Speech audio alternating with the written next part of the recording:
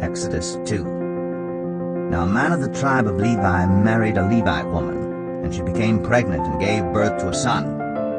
When she saw that he was a fine child, she hid him for 3 months.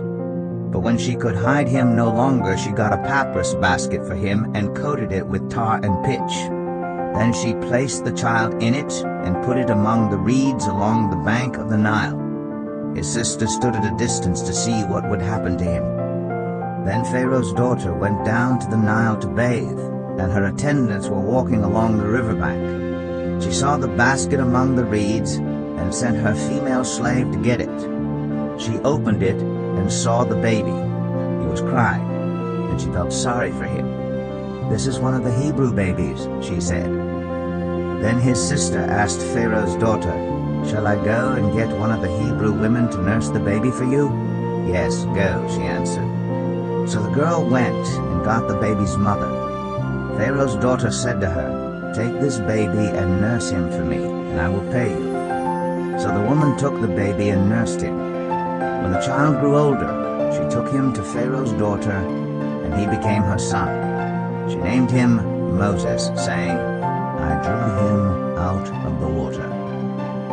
One day after Moses had grown up, he went out to where his own people were and watched them at their hard labor. He saw an Egyptian beating a Hebrew, one of his own people. Looking this way and that and seeing no one, he killed the Egyptian and hid him in the sand. The next day he went out and saw 2 Hebrews fighting. He asked the one in the wrong, "Why are you hitting your fellow Hebrew?" The man said, "Who made you ruler and judge over us? Are you thinking of killing me as you killed the Egyptian?" Then Moses was afraid and thought, "What I did must have become known." When Pharaoh heard of this, he tried to kill Moses, but Moses fled from Pharaoh and went to live in Midian, where he sat down by a well.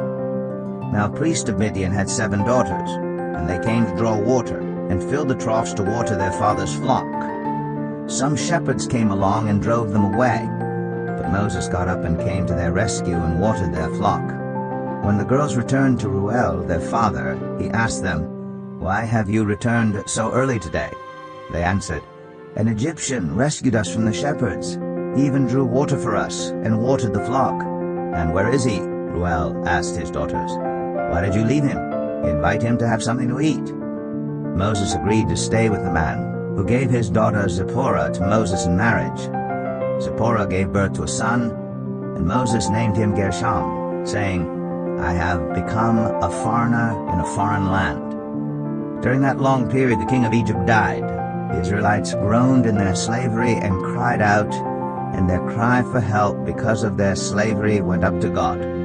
God heard their groaning, and he remembered his covenant with Abraham, with Isaac, and with Jacob.